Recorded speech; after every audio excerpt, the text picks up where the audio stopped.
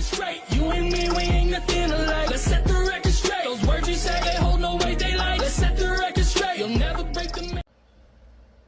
Hello everyone, welcome back to another Diecast review. Today we have a Josh Berry race win from the Charlotte race. This is not the only paint scheme he has won, or not the only time he's won on this paint scheme. And of course, I will be making that paint scheme in that race car sometime soon. So this is not the last you will see of Josh Berry. I know we just did a couple videos on him.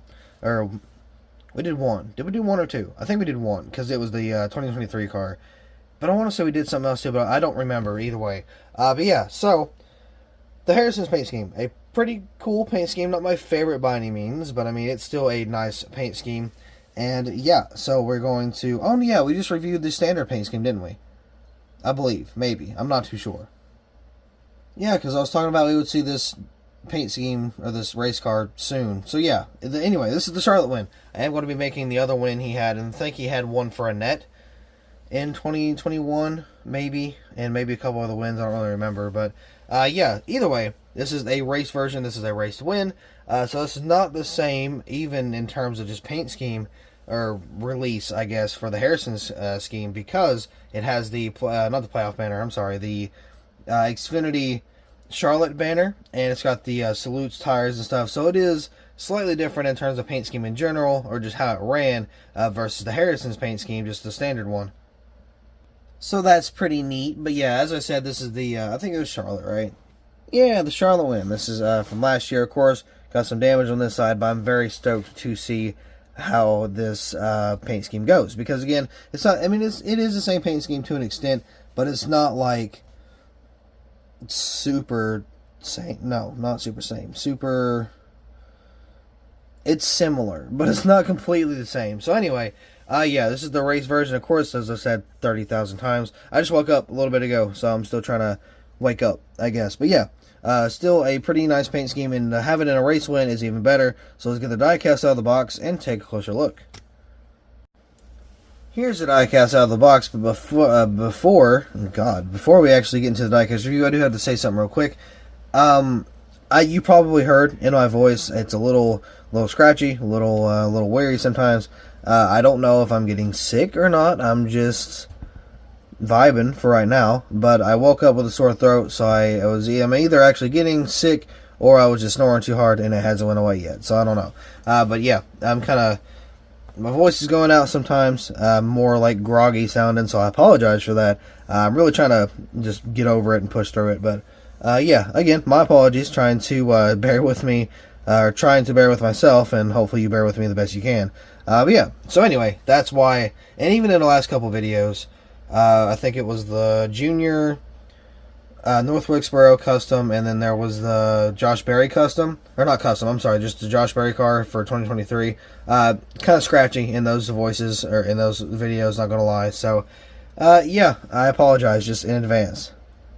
Now, with that being said, let's go ahead and get this diecast checked out. So, very nice paint scheme again. We've seen this paint scheme before, but in terms of, like, you know, the Charlotte race, we have not seen the banners or anything, so that's pretty neat. You got these, the Charlotte tires, which is very awesome. So, yeah, it's even better that we got a salutes version of this car.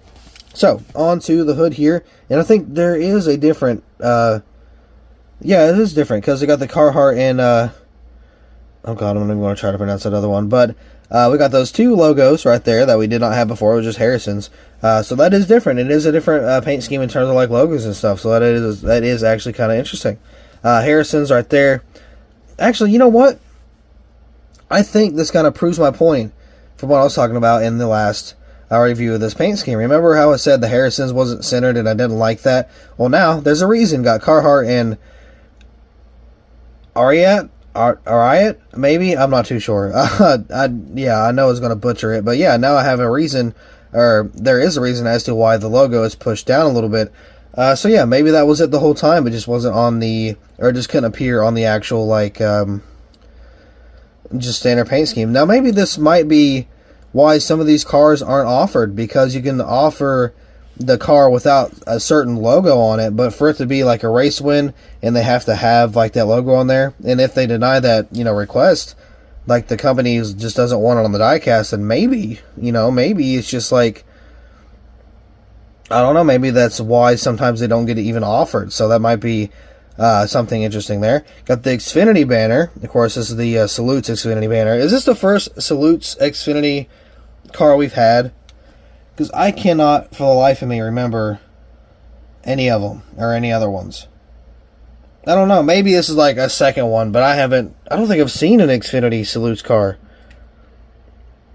I don't think so, that's what I'm thinking about. I mean, I could be very wrong, obviously, but I don't really remember. Got the number 8 up here. Harrison's, of course, you got the number 8 with the outline. Black and yellow and white outline. No, black and white outline. Okay, there we go. Jesus. Yellow number with the black and white outline. Harrison'sUSA.com with Josh Berry on the deck lid. Of course, you got the that one there, and then Carhartt on the other side.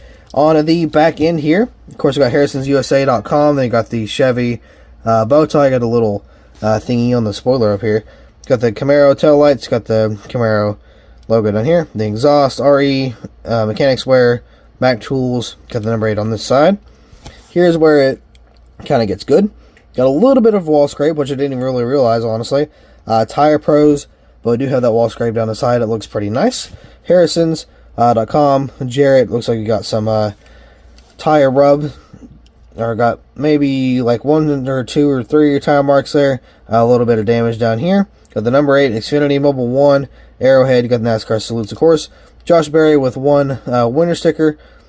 And then let's see what's on the B post here. Safety clean. Don't know what that is. Maybe Sherman Williams. I'm not sure. Miller, SEM, and Junior Motorsports, of course. A little bit of race wear. Ooh, and damage around this front end right here. I didn't even notice that. So I guess he got into the wall sometime during the race. And just happened to have a little rub-a-dub right there on the front end. You can see the scratches on the bottom going all the way up and around. But we still have the race wear and the tire marks. No, I can't freaking... There we go. The rubber marking on the front end of this car just from over the race. Then, of course, we got the front end right here. Got Camaro. I got some specks of dirt and grime just, you know, from racing around. A little bit of damage on the number 8 over there.